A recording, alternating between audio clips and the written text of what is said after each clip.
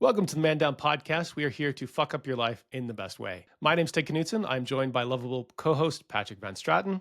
And today we're going to talk about self-sabotage, why it's a complicated, woolly topic to get into, why so many of you see this in your life as a pattern of behavior in your career, in your occupation that you're trying to get into, sometimes in your art and your hobby endeavor, and certainly in your romantic lives. We're going to give you some ways to think about it, some ways to think about how not to do this, how to understand to do it in to stop doing it in ways that will get you forward in your life as opposed to holding you back endlessly, which is what so many of you asked us to talk about. So stay tuned. We'll get into that and we are going to help you honest. And where are you going next week? You're away for 2 weeks. Where are you off to? Santa Barbara, California. We were going to go to LA out by the beach, but then wildfires happened, and I kind of decided that maybe wasn't the best idea for this summer.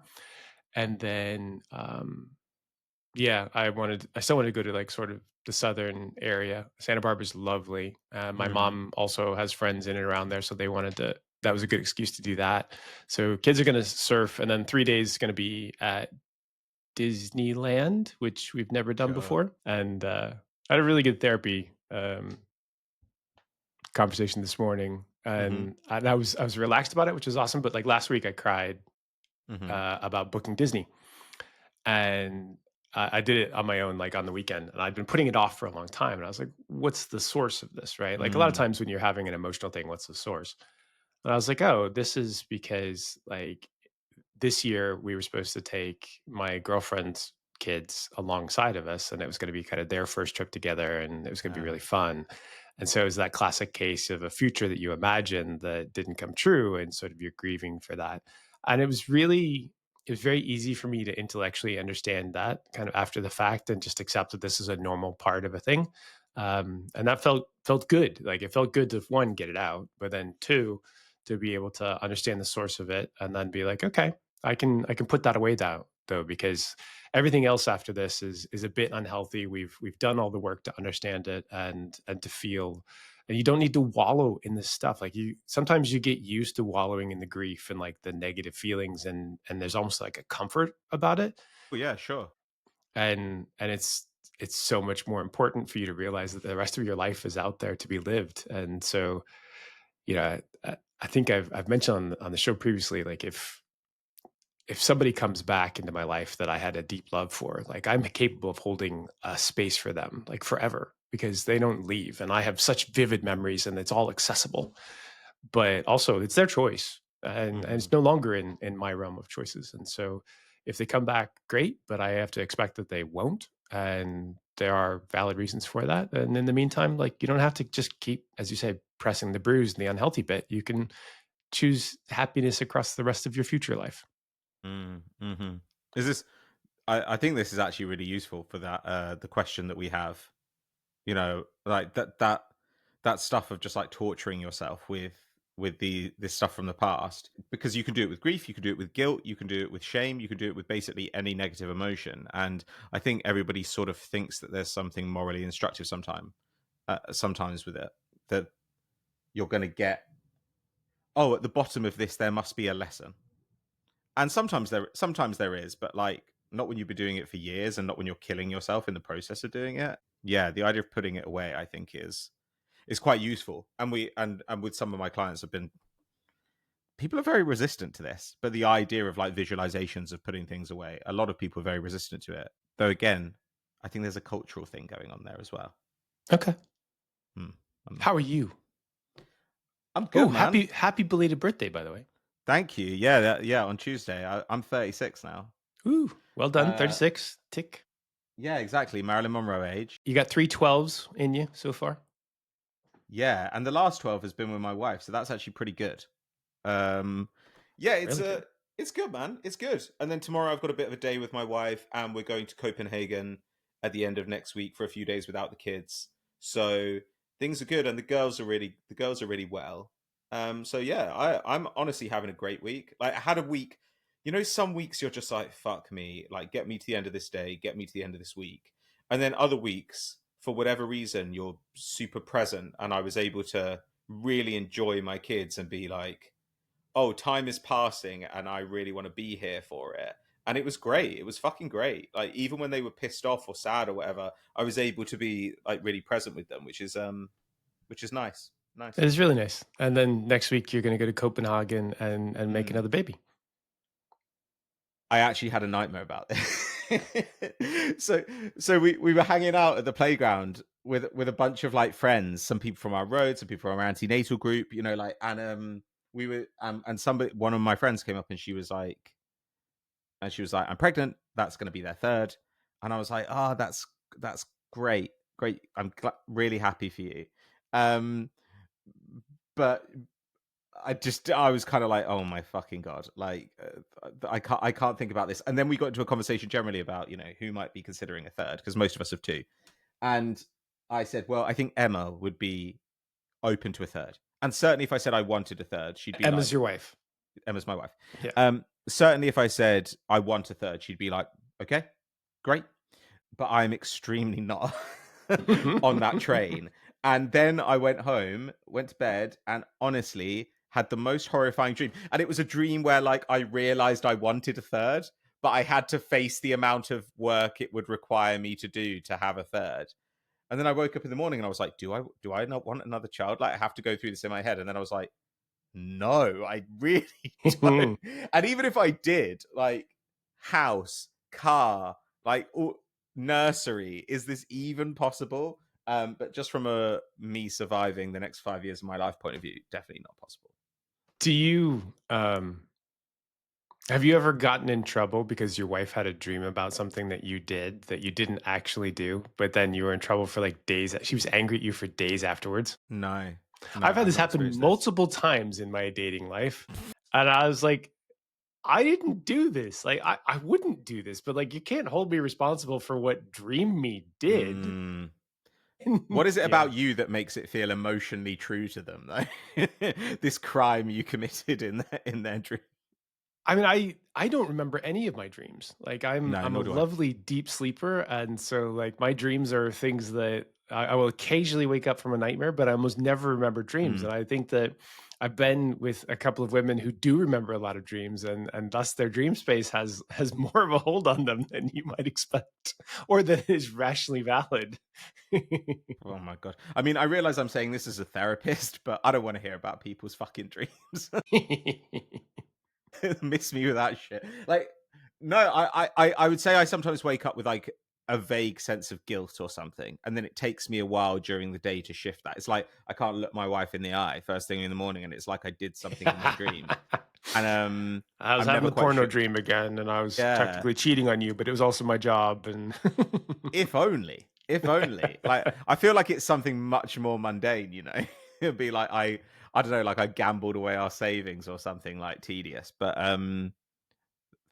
fortunately, there's absolutely zero chance I do that. that's a great place to start the self-sabotage episode. Sure, but self-sabotage, though, it feels like we could start absolutely anywhere because we've actually had a load of questions along these lines, and it's interesting to me that every question we've had has approached this from a totally different angle. Oh, I can't get myself started at work and I have a problem there. In relationships, I behave this way, even when I know I want to get close to somebody. I pull away. Like we see it in basically every like dimension of life that people are worried that their unconscious is sort of tricking them into failing. And I don't know what you think about this, but to me, it's very strange becoming a therapist because there are these ideas that float around in popular culture that actually appear in popular culture much more than they do in therapy. Like I never really talk to therapists or read in journals or in books about self-sabotage that much because it's almost too vague. It's like such an umbrella term. But I think in normal life, a load of people are using this term a lot. And that doesn't mean I think it's useless. I just think that maybe sometimes we need to be careful that we're talking about the same thing. Yeah, so I thought you had two things inside of here that were really useful, and you should define it first, and then we can follow up on it. But one of the important bits that you made a note about is it has to be a pattern of behavior. It's not simply making a mistake and then being like, I self sabotage. And in some cases, in fact, like in my own case, if you go back to the start of the show, I described something as self-sabotage, and I don't usually have this type of avoidant behavior. And what actually happened is we discovered that I had a breakdown. And so, like, I'm Hmm. not a self-sabotaging type person. If I were, I would not have had the career that I've had. I would have had like much shorter marriages, etc. And then it's like, oh, so why did this actually happen? It's not a pattern for you. Like, what was the source of this pretty traumatic or dramatic experience in your life? So the fact that we're talking about self-sabotage as a pattern of behavior that's somewhat consistent is an important definitional element. Yeah. So if you go to your job interview, if you're like, oh, I slept through my alarm and I didn't turn up for the job interview, I was self sabotaging. Probably, probably not. You probably just slept through an alarm. Like sometimes a cigar is just a cigar. So there's if this is something that's happening consistently and it's happening when certain emotions are coming up or it's happening in one particular area of life time and time again, then I think that it's worth digging into.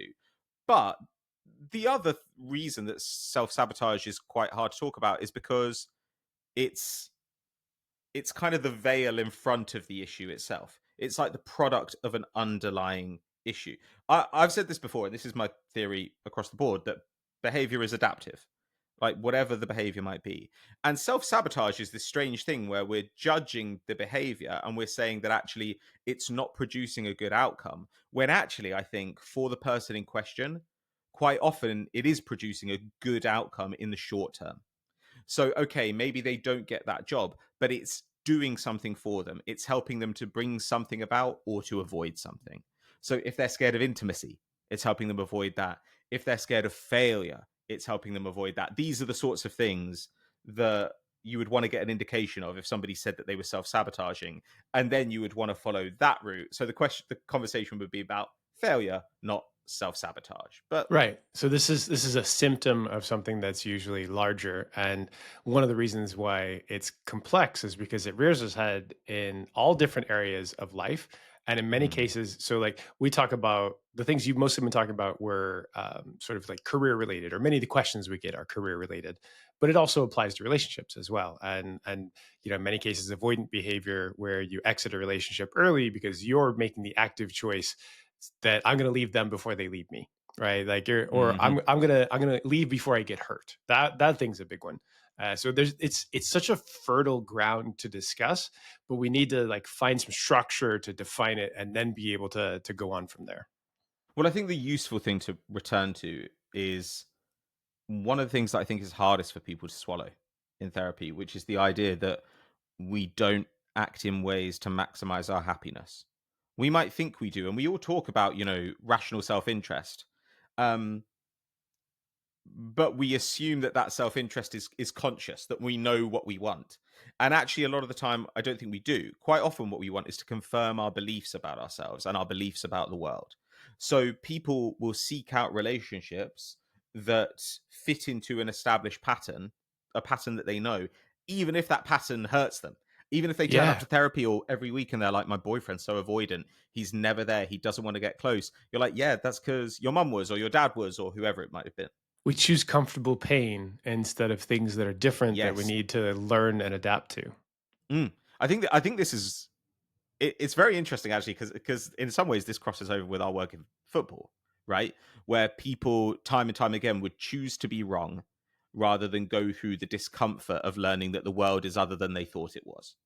They would rather just think it was. They'd rather pretend and put their fingers in their ears and say la la la. And I get it because we all actually probably do this in one or two areas of life. But I think that this is a really important thing for self sabotage because quite often then the self sabotage is about keeping things intelligible based on our beliefs about the world. So if you think that you're a fuck up, for example, you might go out drinking the night before an exam. And that's going to make it more likely that you'll fuck up the exam. But it gives you an excuse. You could say, well, of Excuse. course, I was out drunk last night, so of course I was going to fuck it up. So you're not stupid.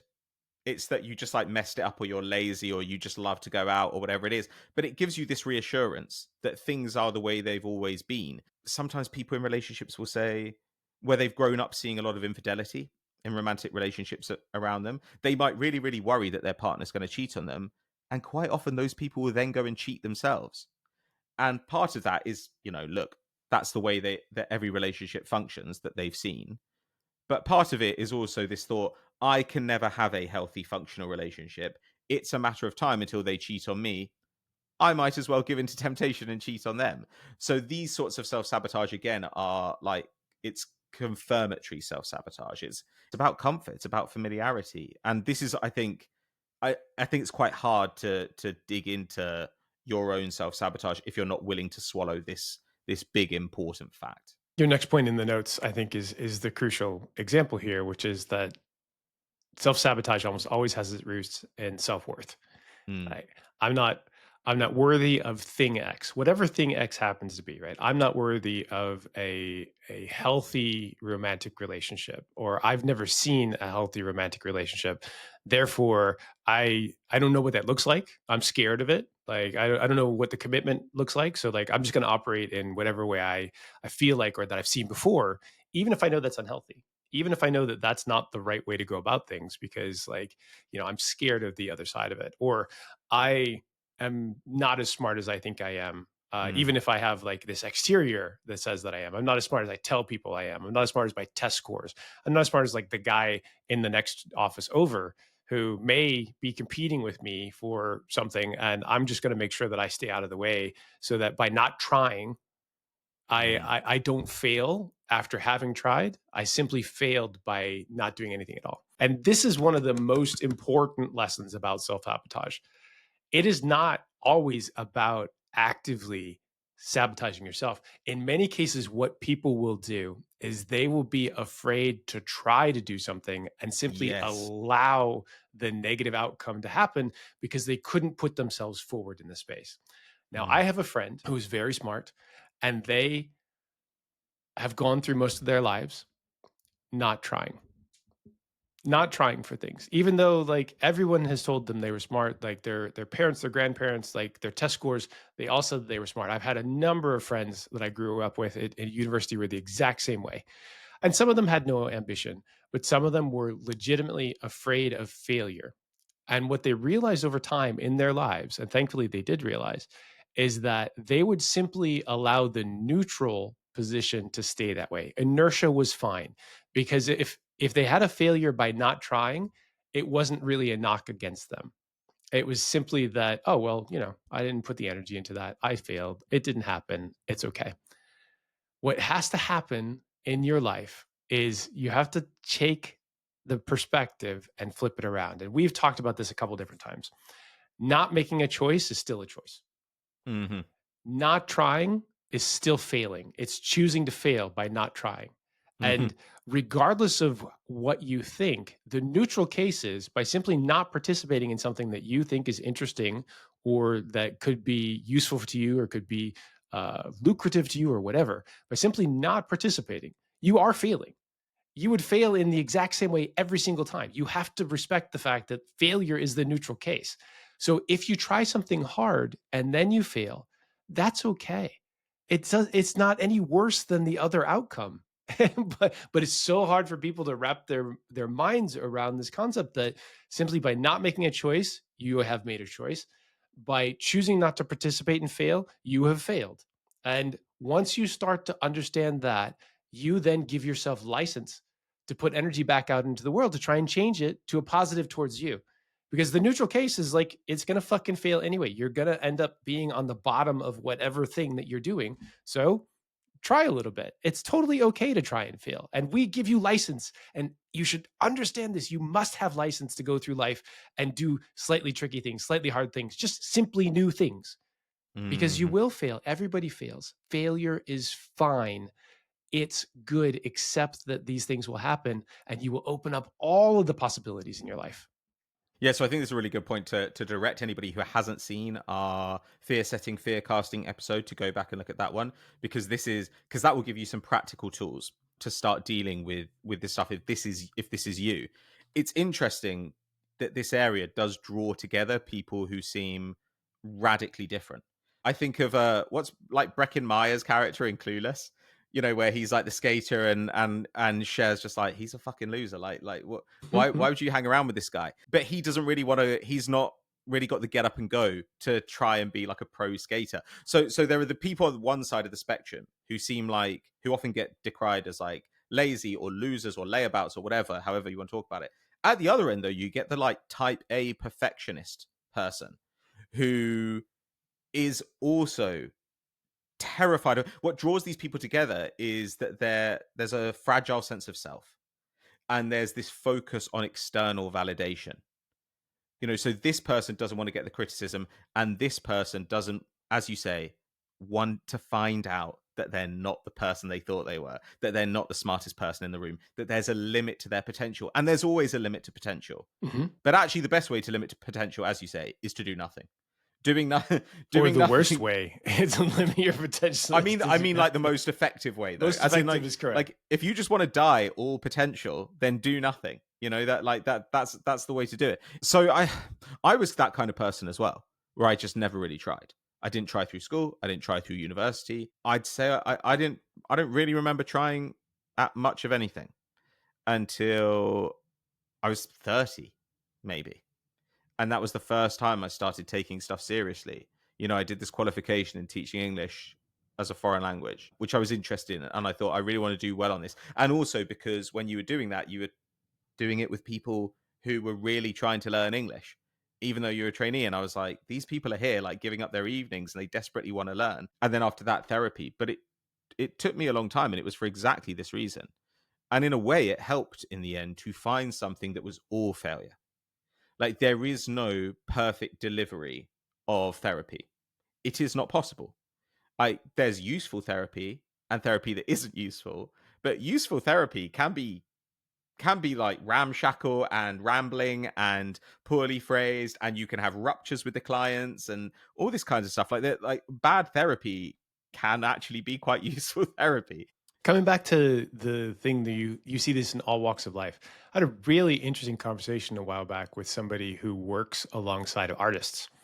And Hmm. they were talking about how in many instances the artists have such a hard time releasing their art into the wild, right? To like call something finished or to get to the point that they can produce it. So like those authors that they've written books, but then they go back and they can't give it out to the world. Or fucking Frank Ocean, who has albums and albums worth of beautiful stuff. Jai Paul back in the day, you get like two Yeah. demos and like you never released a real thing because I think, afraid to call it done. It was always a demo, afraid to like give it to people to then have reflect on or have opinions on, even though like, the two things that at this time the artists had produced were like incredibly new and electric pieces of musical art. And one of the things that this person told me that I thought was so interesting was that they said the people that work in ceramics and pottery don't have this fear. Okay.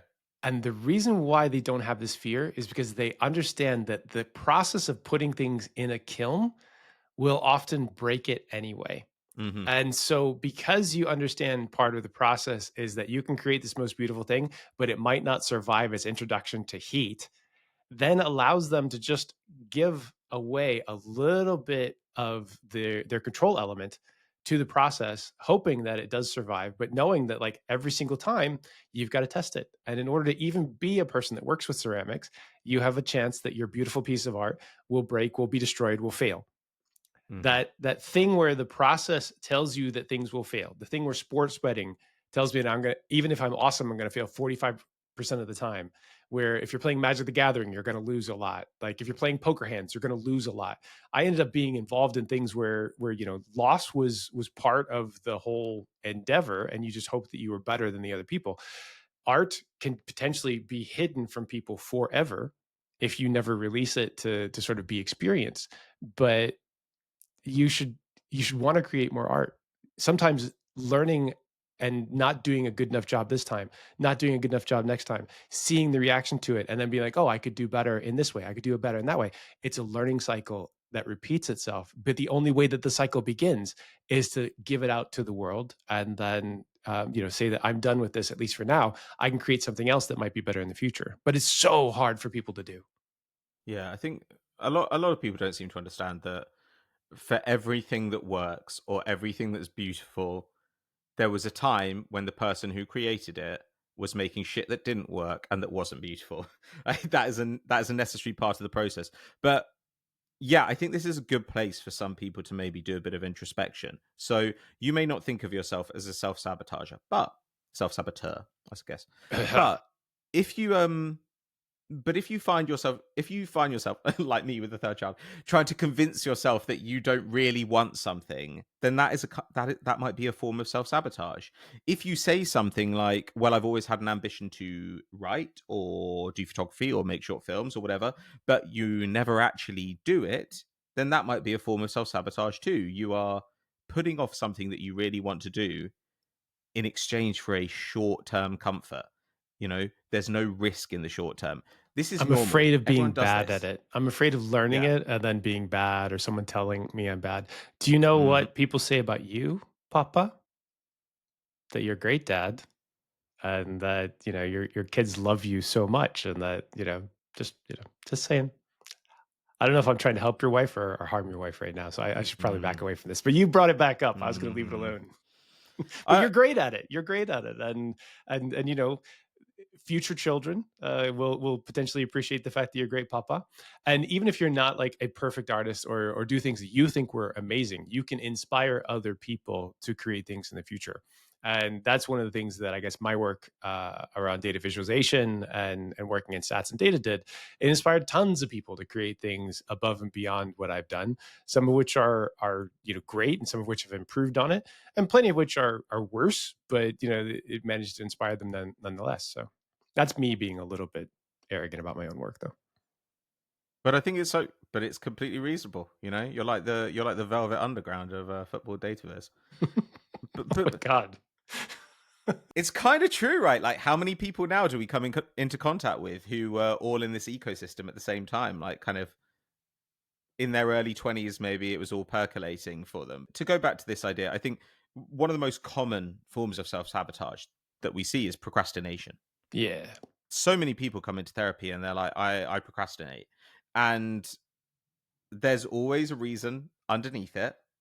And the question is how willing you are to see it. And then there's another part of it as well, which is like more about habit setting.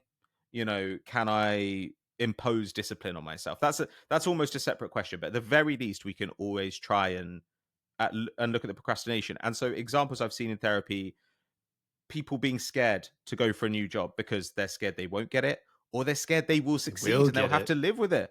Oh my God, how am I going to go and do this job? How am I going to get up in the morning and get there and have these expectations on me and have this person report to me and these standards coming at me from above? I'm going to have to work on it. I'm going to have to work on this relationship for the rest of my life if I ask this person out and she says yes. Um, it might be easier, as you say, to deal with the familiar disappointment than to deal with imposter syndrome or just life being a little bit harder. The other thing, finding out, yes, you're less smart, you're less skilled, whatever it is, than you thought you were. My line about this has always been potential is like your bank account. There's always less in there than you'd hope.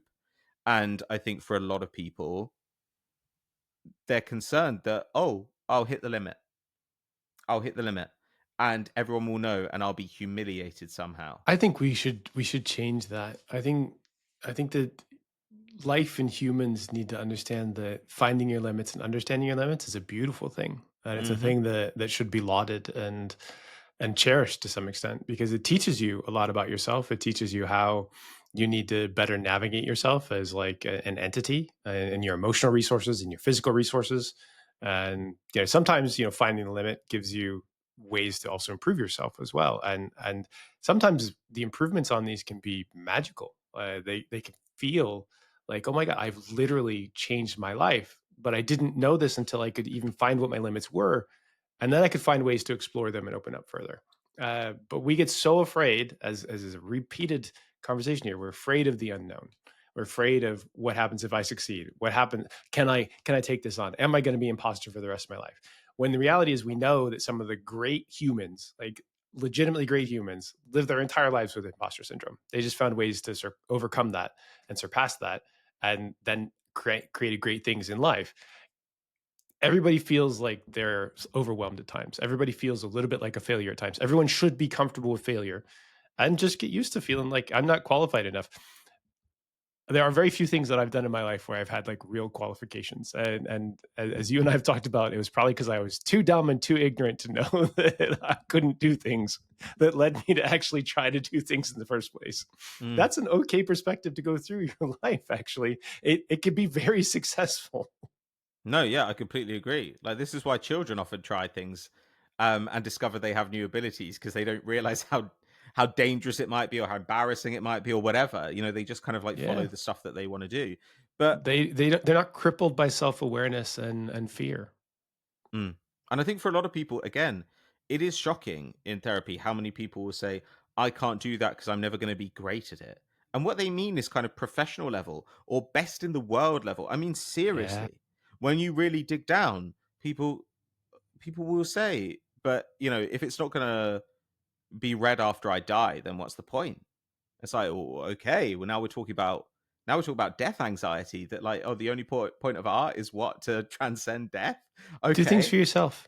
You have to get back to being okay doing things for yourself. If you're the only person that listens to your music and you enjoy it, like you've created beautiful music for one person in the world, which is more than most people ever do. And the same thing with writing, and in many cases, like, just enjoy the process of thinking. Enjoy the Mm. process of unleashing your mind to create new things that haven't existed before. This is the thing where the AI bullshit just it strikes me as wrong. Like the AI is stealing from us all the time and trying to create stuff. And in many cases, it's just, reconfiguring things that all the beautiful humans in the world have done before. But you should take that unique endeavor to create new stuff as one, a challenge, but two, it doesn't have to impact the whole world. It just has to impact one person in order to have value. I do wonder what this podcast would be like if you didn't have therapy on the same day that we record. I feel like you always arrive in such a like mellow, contemplative mood, and I feel like one day we'll shoot on a Tuesday or something, and you will arrive having seen a financial advisor, and you'll be a very different man. We have recorded on Fridays and on Wednesdays, and I am Hmm. the same chilled out motherfucker That's true. without any additional chemical additives. Okay. But what you were saying there was very like the fear casting thing though, which is okay, let's take, I want to be a writer. Well, if you try and write a novel, the negative effects are what? You might spend a load of time like doing this thing and it might go nowhere. It might earn no money, get no recognition. Okay. But those are painful, but there are all these other benefits that are not being considered and which are actually permanent benefits. You will permanently improve your ability as a writer. You will permanently show to yourself that you're willing to sit down and push through discomfort in order to achieve something. Like these are long-term benefits. And actually, I think as well, you'll probably be a more interesting person because you'll probably be a better parent, I think, because you're modeling for children what it's like to pursue something that you're really excited in, even when it's not about making money, which is something we're going to come to in a listener question episode. So, so if you are a big procrastinator, I'm just picking that because I do think that's probably the most common one among people listening. Think about some of these questions and consider maybe just writing down in a notebook some thoughts about them. So what would it mean to accomplish the task in hand? Positives and negatives. What would it mean about you? What would it mean practically? How would you have to adapt? What would it mean to try and fail? And what would that say about you? Because quite often you will find that people say, well, I've left off this task because actually it would mean that I am giving up this other career path that I always imagined I would pursue, you know, and I'm saying goodbye to it. Or, well, I always thought that I might go and live abroad and, have this really exciting, interesting life. And if I marry this person, we're going to stay here and have kids and it'll be a different kind of life. Like these sorts of questions are really worth thinking about. I mean, there's the season of the bear out at the moment where there's this whole thing, right, where like Io Adebari's character is kind of like, should I go this way or should I go that way? She's procrastinating endlessly over this decision because ultimately it's saying something about who she wants to be, and one way or another she's giving up a part of herself. That's exactly the question that is probably going through your mind unconsciously when you You get to procrastinate. you get to be both a wave and a particle until Yes, you exactly. resolve it, and then Yeah. at which point, like, you have to have the discomfort in resolving whichever way that you ended up going. So Mm. In the same artist conversation that I had, we were talking about writing, and we are talking about the people who write novels and write them for years and years and wanting to perfect it. And I brought up the fact that, like, one, your opportunity cost there is future novels that you've not allowed yourself to create by trying to Hmm. perfect this first one. And maybe you only have one novel in you, but maybe you've got 10, maybe you've got 20. Maybe the one that really hits big for you is your fifth or your seventh or your eighth. Same thing in songwriting, right? Like, Hmm. you write a bunch of songs. Sometimes you create multiple albums worth of songs. You don't know when the serendipity happens that the right person listens to it and suddenly it gains momentum and they tell their friends and, like, all that happens, right?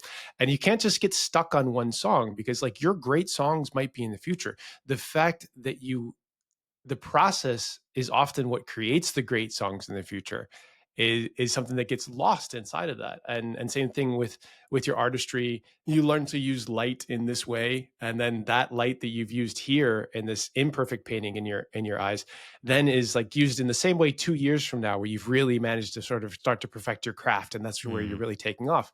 And we get stuck in the now and not realizing that all of life is an iterative compounding process. The things that you learn now, the reason why this podcast exists is to help bring your learning into your future, effectively, from your distant future. And if we bring it closer to the present, then your life will be better there. Art is the same way. Procrastination, what am I sacrificing by procrastinating? Like, well, endless amounts of things. Like, I could just, I only have so much time. And so, because knowing that I only have so much time, like, if I want to actually accomplish things in my life, I need to do it now. If I want to meet my person or my people, Yeah. like, I need to spend time actively working on that now. You and I talk about friendship, right? And we're like, okay, we need to put energy into this thing because we only have so much time. And the earlier we find them, then the better relationships we can build with these people by spending more time with them in the future and having sort of more open conversations and more vulnerability and all the things that it takes time and trust to get to. But you have to do that in the first place. And so by procrastinating, you're avoiding all these other possible things that happen later in your life simply by just not doing and getting stuck in presumably doom hell scrolling. But Yeah. Well, I mean, quite often going through your memories, going through your past mistakes, going through what people said mm, about you, like that kind of doom scrolling is well, totally. that's even less healthy than what you see in the fucking world. It's like, no, let me Yeah. just sort of put the precision targeted poison into my own Mm. veins. Yeah, I think a lot of people. Well, I think a lot of people, maybe everybody, has like a photo album of all the worst shit they ever did, and you can choose to look at it every day. You can choose to set it aside and accept that you're trying to be somebody different. Again, we're going to touch on some of this with our listener questions. Should we do a little bit on relationships specifically before we get out of here? I think everyone would love that because I think that it's different, and having Mm, a little bit of understanding of the pitfalls of this is going to open you up to sort of having that diagnostic that we talk about around areas that you want to worry about or that you should be concerned about, and you should do a self mm. check in. Well, I think that the process is very similar. Self sabotage is performing a function. So I need to think about what scares me, what I want, what scares me, where we are in the relationship. Are there particular behaviors that come out at particular times? Because this is going to help give you clues about what it is that's triggering you. Because I can say here, oh, if you don't see yourself as worthy of love, then you might think, oh, okay, well, my partner's going to realize that he'll want to leave me. I might as well bring that forward and sabotage the relationship in some way, whether it's infidelity or creating arguments, whatever.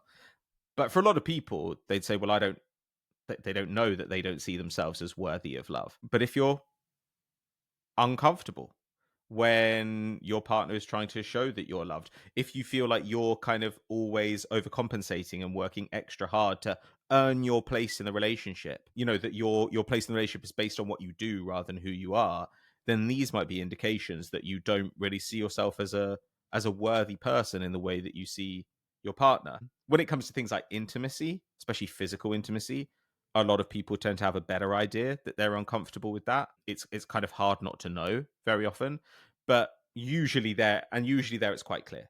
It's like intimacy is scary because people can't be trusted. In the past, people have hurt me when they've been close to me, and therefore I need to fuck this relationship up, blow it up, get away from the intimacy. Like that's a really common way, but normally those people know that that's going on. If that's going on, that kind of is a therapy situation, like because What if it's good? What if it works out?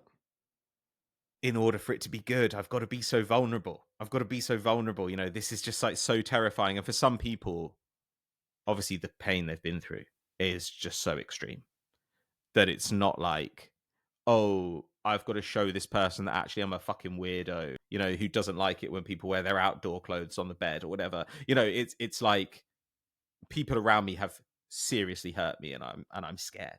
That kind of do think that's a therapy situation. I think that's a lot to look at by yourself, and you probably do need support through it.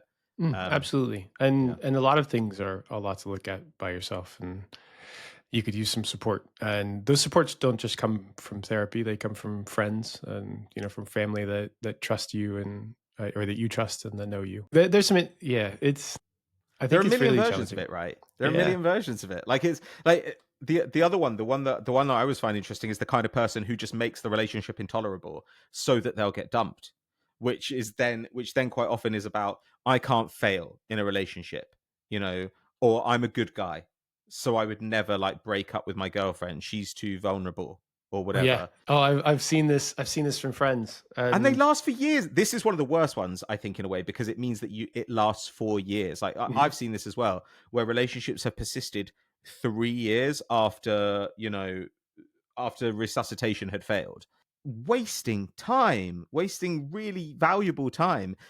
Also, one party could preserve their self-image, which is I'm a good guy and I wouldn't abandon her like that. mhm. So I'm going to emotionally abandon her so that she breaks up with me, It's and that's it's almost worse. always how it goes. That's actually cruelty, right? Like by emotionally abandoning someone who's attached and committed to you, you're actually being cruel, even if you don't Yeah, don't realize what's going on there. Because agreed. you got inside the trust barrier, and then you're starting to crumple it all up and do things that are not as part of the agreement. Um, I also I went out with somebody briefly whose husband had cheated on them with someone much younger, and then like their initial explorations many years later into a relationship was like constantly like looking for the red flags, like desperately looking for the red flags in a lot of cases, so that they couldn't actually sort of get that close to somebody. They were constantly trying to rule people out for reasons that may or may not be valid. But when you're really aggressively looking for these things and it's very obvious that that's happening, like you're just going to turn a lot of people off. They're like, why are you so strange about this stuff? Like, I thought you were healed, but really you're definitely not healed, and you're giving me very clear signs that this is going to be something that you deal with every single day in a possible relationship that we might enter into. So yeah, this is I don't need to be part of that. I need somebody that is interested in forming a close knit bond Yeah, that isn't hard to get through. and and sure. some people, again, as you said, they were very hurt, and so I'm not like blaming this person. I'm giving you an example of ways that their past hurt then injures their futures by lots of ways. Yeah. People again will talk about being over their ex, and they kind of mean like, are you still attracted to your ex? Do you still think about them that way? But you might not be over your ex in that you might still be carrying around this baggage, expecting everybody to behave like them. And I think that's kind of one of the questions you have to ask yourself. So if you notice yourself behaving in ways that do not bring about the closeness you want in your relationship, whether that's picking fights, being distant, cheating, demanding to go through their phone. That's a big one. Like Oh this kind of yeah. stuff. Like it's worth thinking about one, your attachment style. Click on screen now to watch our attachment episode. um, Reflecting on how you've been treated by loved ones in the past as well. Like, what have I come to expect from loved ones? And is there reason to think that this person I'm currently with is like that person? Or am I just treating them as if they are? Do I need to give them the benefit of the doubt? Do I need to discipline myself about how I treat them? And then some of the worst case scenarios, those can be instructive. Oh, what would be so for that woman, it might have been really important for her to think like what's the worst case scenario here? Okay, that this guy is gonna get in a relationship with me and treat me as kind of like a housewife while going out and hooking up with younger women. Okay, what's underneath that? Oh, well, I'm no longer valuable because now I've passed a certain age. I can't be attractive anymore. I can only ever be a sort of maid. Like that might be where it goes for her. It might go somewhere else, but that might be where it goes for her. What scares you about that? That I'm obsolete, I'm invisible, and now I'm on this one way slide towards death. Like quite often things like death anxiety come out of this stuff. Or never entering a relationship where you feel like you can be hurt again. Like, I never wanna get truly close to somebody so that they can't hurt me. Like, Mhm. that happens a lot after somebody feels like they've been betrayed, and so they, you know, I I had a relationship that I thought was awesome, and then, like, the heartbreak was overwhelming for a long time. It takes a long time to get over, and some people are like, "I never wanna do that again." And I'm like, I would love to find something as good as that or even better than that. And I will continue to search for that because that's part of it. There are different mindsets around it, but not allowing someone to get close to you for fear of all of the possible outcomes that were the worst case outcomes is what happens. But then by not allowing that, you take away most of even the good outcomes, not even the great outcomes, but the good outcomes Yeah. as part of your life. Yeah. The loss of identity that comes with like merging with somebody fully is terrifying.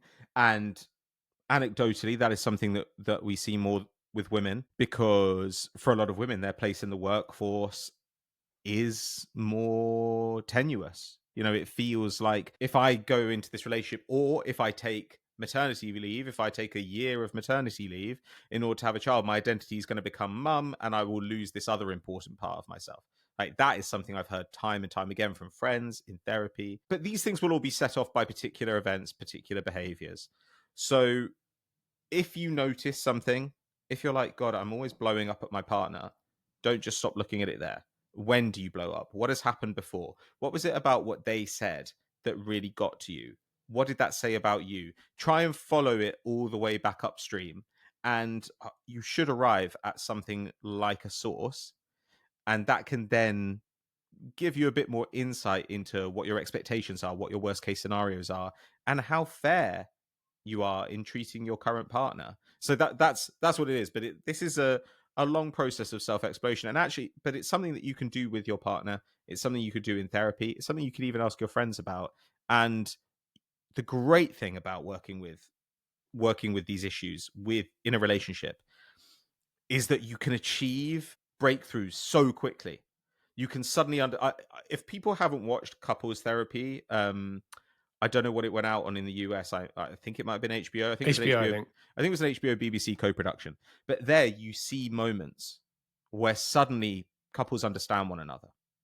And this argument that they've been having for 2 years, where they've just been missing each other, it's really, really clear to them. This can happen, and it can truly change things almost overnight in relationships. So if you self-sabotage in your relationship, just do some soul searching, ask yourself some of these questions, and I guarantee there are probably a lot of easy wins on the table for you. In many cases, if you simply took the limiter off of your life and you started to take risk and be able to allow yourself to achieve without fear of failure, you would be astounded at what you're capable of doing and how quickly these results will show. And in some cases, it's around a relationship. Can I engage with somebody? Can I really allow myself to feel vulnerable? Can I let them see the real me? Because reality is they're going to see the real you at some point anyway. And if they're not, then like you're living a false life that's like negatively impacting yourself and potentially your relationships. But like they're going to see that at some point. So just move that forward and then see who's attracted to you. And like the people that are really freakishly attracted to you, those are awesome. Like let's do that. Let's hang out all the time. Think of your college friends that you made in those early days when you guys were just figuring out who you were, but allowing yourself to see each other. You spend a bunch of time together. Like now imagine that as a loving relationship. And you're like, Mm, fuck, I'd love to have that. Right. Like I would love somebody to be able to laugh with me and have all these parts of my life that are shared in a mutual appreciative way. That's awesome. Before we move on from this topic though, you had something here about avoidant people that I think is really important to talk about because avoidant and self-sabotage almost go hand in hand at mhm. certain points. And you wanted to have a brief discussion about that. Yeah, I think that you could argue that avoidant behavior is self sabotaging in itself. I don't think you can make that argument about anxious behavior. You could in that the you can make the relationship intolerable. So Sure, but I don't think the aim is to do that, right? no, Like the aim is to get closer. But yeah, I think the practical outcome is very often that you drive people away because you're crazy needy. Like, that's where it goes. And somebody says, "Oh, I can't fill this hole. This is just not it's too possible." big. It's impossible. No one can fill this hole. Sorry, But we're not but talking about the sex episode. but oh, goodness me. But the avoidant thing is 100% like this person's going to withdraw, I'm going to withdraw I got to go first. first. Yeah. Yeah. So control the situation, strategic withdrawal, which is exactly really what procrastination and all these things are, right? It's the choice not to act. It's the same kind of thing. So here, yeah, if you're an avoidant person as well, you might need to think about the way that your what the response that your behavior is inviting and what you actually want the relationship to look like. Because chances are when things get difficult you withdraw, and then your partner has one of two choices. Either they withdraw too, they don't chase, or they do. And if they chase, then your response might be to withdraw more because they're really pushing at your boundaries. But if they withdraw, then now you've got a huge distance between you and it's going to be almost impossible. Now, at some point, you're going to have to alter your behavior if you want a loving, intimate relationship. So if you are an avoidant person, I think this is a really, really important thing to spend some time thinking about, because you're it's extremely hard to work with avoidance in this way. Like at a certain point the avoidant person has to come to you. You can't force them to come. So if you're the avoidant one in your relationship, I'm sorry, but like a lot of this is going to fall on you. It's just the way it goes. So first thing that you need to do is like clock that you are avoidant. And then second Mm, thing you need to do is figure out when you're starting to withdraw.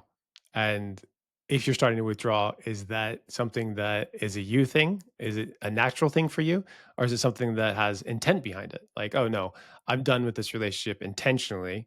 I'm making the choice to be done with it. Then I need to withdraw completely and actually be communicative about what's actually going on, or to tell the person why this has happened so that we can have a conversation about it and figure out if it's resolvable. But as Patrick's saying, like the onus is on you, one for the diagnostic or diagnosis that this is happening, two for understanding why it's happening, and then three for plotting a course that either resolves it one way or another. Am I resolving it by ending the relationship, or am I resolving it by being a vulnerable person who's having a communication thing that says that I don't want this to end? We just need to figure out how to make it better. yeah. And this is the thing, like, you're not a bad person because you're avoidant. You're not. It's okay to be avoidant, but be honest with yourself about when you're being avoidant. Because again, I will talk to avoidant people and they'll say, "Oh, well, I was being very polite to my partner. Everything was totally fine. I wasn't shouting at them all." But you can tell when your partner is withdrawn from you, when they're not feeling close to you. And it would be this thing where someone will just swear up and down, "No, no, no, no, no. There was nothing wrong. There was nothing wrong."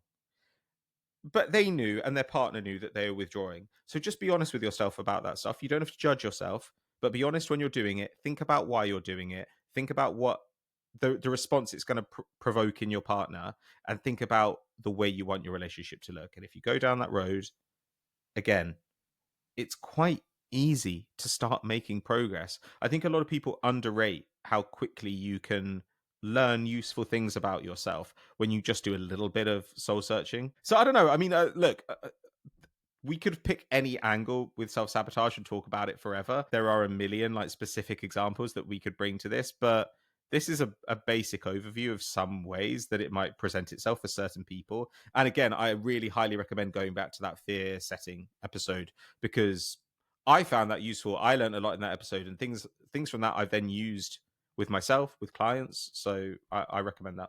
It keeps coming back up in my conversations with other people too. It's kind of weird how so many of these topics tie together and they sort of build on each other to have better understandings of what's happening and how to pilot your way out of it. I do want to kind of like sum up a little bit of where we ended up with this topic, which is one, self-sabotage is not just a mistake. It's usually a pattern of behavior. You find yourself doing things, as we've detailed in many different ways throughout the rest of the episode, in your career potentially, or in your friendships, or in your romantic life, and you need to understand in many cases, as you say, it's a symptom of a larger problem. And then so if you see yourself doing this type of pattern of behavior, then you have to look back and say, okay, what is actually causing this behavior and how can I address that? And in some cases it's, get help from external sources, therapy, friends, book reading, whatever, and start to build an understanding of I am doing this. Why am I doing this? How do I stop doing this? And how do I have healthier conversations when this happens? I think that's kind of like what this adds up to. But did you have any other things you wanted to sort of wrap it up in a ball for people to get? I don't think so. only to say that these things can change, you know? As I'm saying, I spent 3 decades of my life not trying a single thing. I don't think I put 100% effort in anything for the first 3 decades of my life. And now I feel like I'm trying really, really hard at things all the time. And you know what? It's not like I'm just trying at them because I kick ass at them. Like, I'm trying at them and I fuck them up and I fail at them all the time.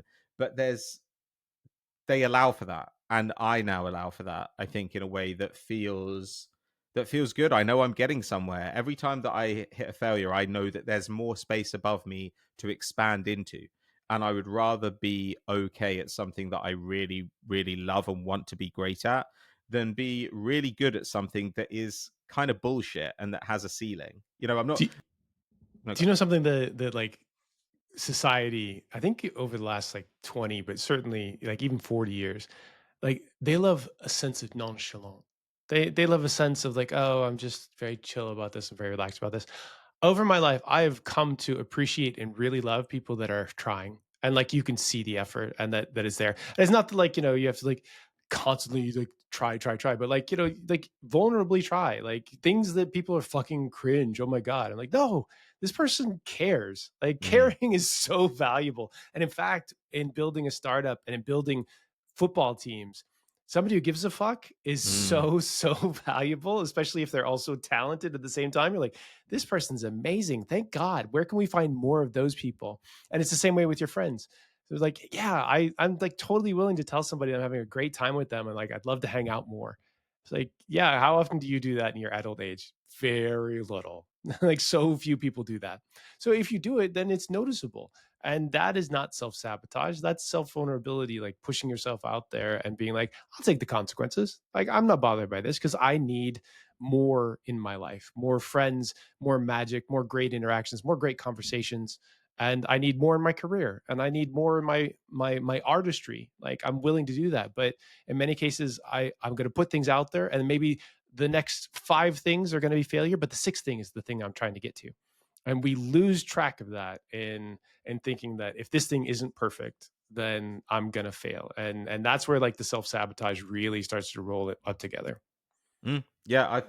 I mean, again, I want to link it back to so many of the conversations we've had, the ones about cringe, even the stuff from our meetup, where any number of people. I must have had 5 or 6 people say, "Oh, I was a bit worried about coming here and like embarrassing myself and not knowing anybody," and then I just forced myself to come, and then they were all having a great conversation. It was just suddenly people were being vulnerable and sharing with people who were just like them, and Yeah, all it required was that the effort be, that feels fucking uncool. being in that space and knowing that like it's going to be pretty cool because like they bothered to listen to us and maybe they have heard about Man Down or maybe they haven't or at least they can have a good conversation about football. Like it again, it sets the tone and then people just take it from there. And that's kind of like a good community thing and a good friendship vibe too. Mhm. So I think that wraps us for self sabotage today. We've got obviously many other episodes as we mentioned. Go back, tell your friends, tell your girlfriends, tell your loved ones.